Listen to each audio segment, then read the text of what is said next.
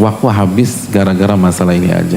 Dan gak dapat apa-apa, pinter juga enggak, bertakwa enggak nambah iman kepada Allah. Jadi sekali lagi parameternya, ini manfaat nggak buat saya? Manfaat nggak buat aku nih? Untuk akhiratku, untuk alam kuburku, untuk maslahat duniaku. Kalau engkau udah tinggalin deh, nggak ada gunanya. Dan kita nggak harus tahu semuanya kok. Pertanyaan yang saya mau tanyakan kepada Ustadz berkaitan dengan isu yang tadi dibahas. Apa yang dimaksud dengan isu itu? Terus apakah isu itu yang bisa membelah suatu kaum?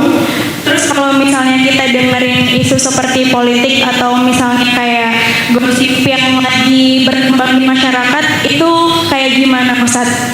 Terima kasih. Wassalamualaikum warahmatullahi wabarakatuh. Waalaikumsalam warahmatullahi wabarakatuh. Dari siapa? Rifka dari Jakarta, Ustadz. Iya. Silakan. Semangat sekali ya. Luar biasa. Masya Allah. Iya, terima kasih jazakallahu khair Rizka. Yang pertama parameternya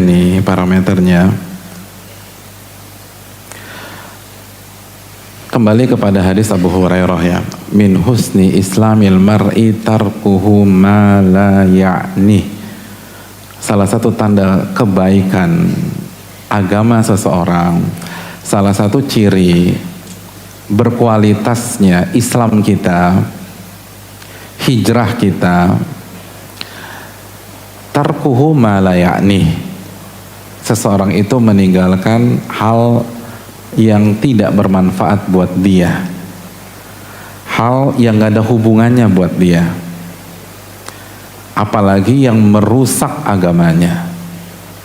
Jadi ini bukan mengharamkan data politik 100%. Kalau memang itu berkaitan dengan maslahat antum bisa mengkonsumsinya. Kalau antum lagi research sebuah hal, antum bisa nyemplung ke sana. Tapi kalau nggak ada hubungannya, habis waktu teman-teman sekalian. Makanya para ulama sekalian menyatakan di antara tanda Allah mencampakkan seseorang dan Allah nggak kasih hidayah kepada seseorang, Allah biarkan dia tenggelam dalam hal-hal yang nggak ada manfaatnya buat dia.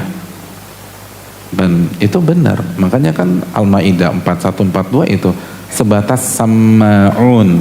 Sama'un itu sekali lagi orang yang benar-benar hobi, yang selalu update semua berita. Akhirnya dia update yang bohong juga, walaupun mungkin ada 1-2 yang benar, nggak semua hoax, nggak semua fake, tapi karena dia selalu ngikutin, ya akhirnya dia dengar semuanya tuh.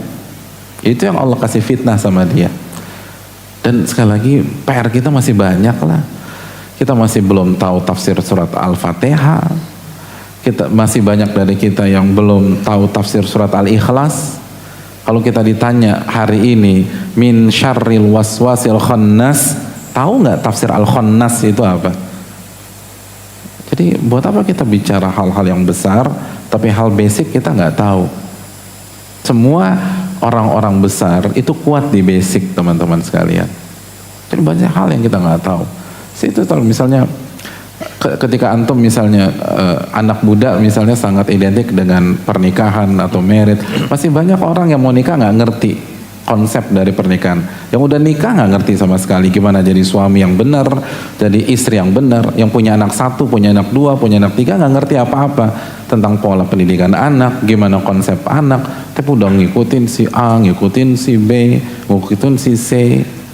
Ya, sekali lagi teman-teman sekalian, itu tanda Allah biarkan kita tenggelam dalam fitnah. Dan siapapun yang nasihatin nggak akan tembus kecuali kalau dia bertobat dan meninggalkan habits yang buruk seperti ini. Dan ini ngabisin waktu habis gara-gara masalah ini aja. Dan nggak dapat apa-apa, pinter juga enggak, bertakwa enggak nambah iman kepada Allah. Jadi sekali lagi parameternya, ini manfaat nggak buat saya? Manfaat nggak buat aku nih? Untuk akhiratku, untuk alam kuburku, untuk maslahat duniaku. Kalau engkau udah tinggalin deh, nggak ada gunanya. Dan kita nggak harus tahu semuanya kok. Yang kita harus tahu adalah apa yang berhubungan dengan kewajiban dan tanggung jawab kita, mungkin itu.